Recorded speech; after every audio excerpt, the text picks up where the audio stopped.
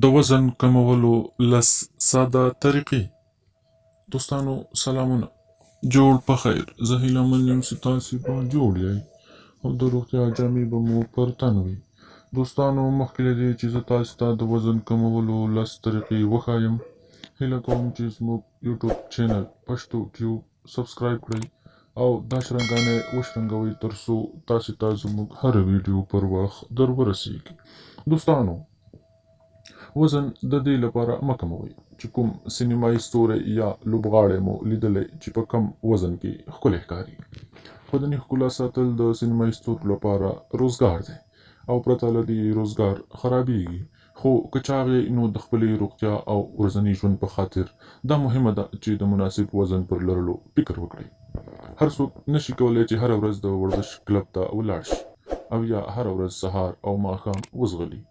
که دا کار کولی شئ خو ډېر ښه دی، خو که دا نشئ کولی نو د ورځې په اوږدو کې ځینې واړه او ساده کارونه مرسته کوي چې تاسو که وزن ډېر وي کم یې کړئ او په مناسب وزن کې مو وساتئ.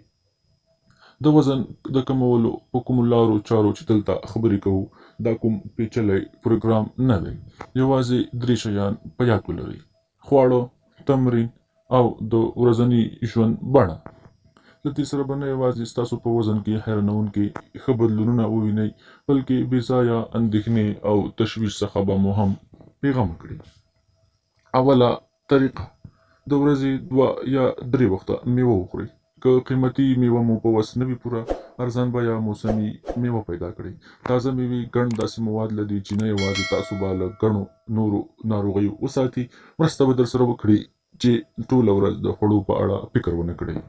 دوهمه طریقه: موسمي ترکاري او سابه وکاروئ. ترکاري او سابه فایبر لري چې تاسو ته د مړښت احساس درکوي. فایبر پر ګڼو نورو ګټو سربیره د وزن په کمولو او کنټرول کې مهم رول لوبوي. روغتیا پالان سپارښتنه کوي چې په خپل ورځني خوړو کې لږ تر لږه 2 وخته ترکاري او سابه شامل کړئ. د ترکاري څخه د ساده سلاد جوړول او خوړل د ډوډۍ خوراک پر مهال تر ټولو ساده لاره ده.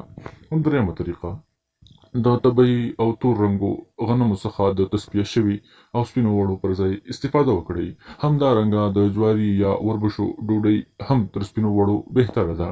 طبیعي غنم، جوار او وربشې د تیارو او تصفیه شوو وړو په مقایسه ډېر فایبر او نور ګټور غذایي مواد لري، ښه هضمېږي او د چاغېدو مخه نیسي. څلورمه طریقه: کله چې سلاد او سوپ یعنې یخني شوروا ډېره وخورئ. که غواړئ وزن کم کړئ، دا دواړه د لوږې د ماتولو لپاره تر ټولو روغتیایي انتخابونه دي. خو په یاد ولرئ چې پکې هغه کریمونه او اضافي مواد مه ورزیاتوئ چې په هوټلونو او رستورانتونو کې له سلاد او سوپ سره زیاتوي. پنځمه طریقه: وچې میوې او زړي په خپلو خوړو کې شامل کړئ. دا له پروتینو او فایبرو ډک دي او د چاکلیټ، خوږې او بسکټونو ډېر ښه متبادل دي. شپږمه طریقه: لوبیا او نخود خپلو ورځنیو خوړو کې شامل کړئ.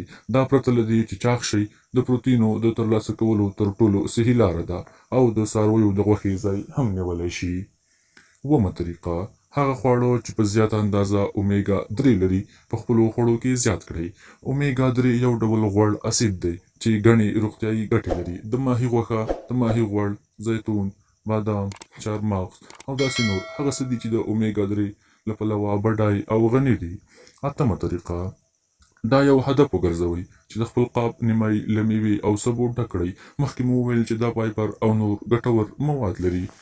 نهمه طریقه: د کافي او نوشابو پر ځای شین چای وکاروئ. شین چای تر ټولو کمه کالوري او ډېرې روغتیایي ګټې لري. لسمه او وروستۍ طریقه: که له بازار څخه لبنیات، شیدې، مستې، پنیر، ملایي اخلئ نو هڅه وکړئ تل هغه واخلئ چې د غوړو اندازه یې پرې کمه لیکلې وي. خو لبنیات ځکه خورئ چې کلسیم لري او څېړنې ښیي چې کلسیم د غیر صحي چاغېدو مخه نیسي. مننه.